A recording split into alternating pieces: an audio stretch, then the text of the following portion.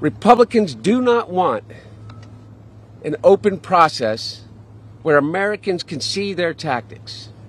More than a month after refusing to testify before a congressional committee about his business dealings, House Republicans are recommending Hunter Biden be held in contempt of Congress. The House Oversight Judiciary Committee released a report this morning saying the president's son defied his subpoena to appear before a closed-door interview as part of the impeachment inquiry into President Biden.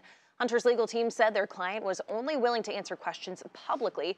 Judiciary Chairman James Comer and Congressman Jim Jordan argue those actions were unlawful and he should be held accountable.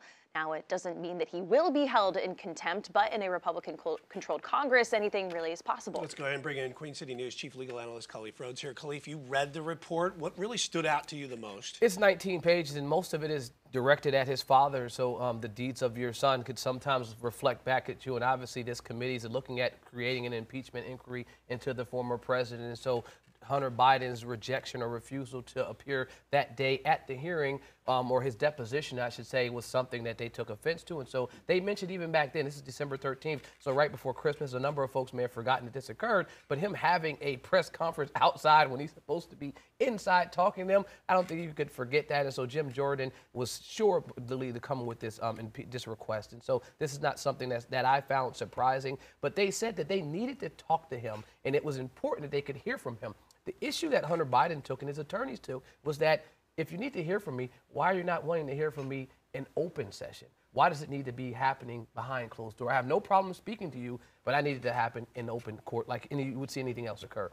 That, I believe, was what I was looking for, was why they needed it to occur behind closed doors. And I didn't see that in the document. I saw the reason why they want to talk to him, and I think it's extremely important for them to want to talk to him if you're talking about impeaching the former president. But I wanted to see in this document why they needed to be behind closed doors, and I didn't see that. Well, so how does this defiance, do you think, really play into moving forward with this impeachment inquiry? What's next? Well, I mean, I think this is obviously in the subcommittee, right? So then in the subcommittee, it would have to go to the entire House for it to be a vote for them to determine if he would be held in contempt. And then you can talk about this is a misdemeanor, $100,000 fine, 12 months in prison. It's the ultimate end game if it goes that far. But, I mean, they just want to get the intelligence, the conversation, to see if the allegations, which they believe are true, that the former president had done something that would lead him to be impeached. And they need his testimony to further their investigation. So if they can get the testimony and go forward, without it, they can make their own determination and still recommend impeachment going forward. So you can still get to that process of the current president being impeached. It just may go there without his son's testimony.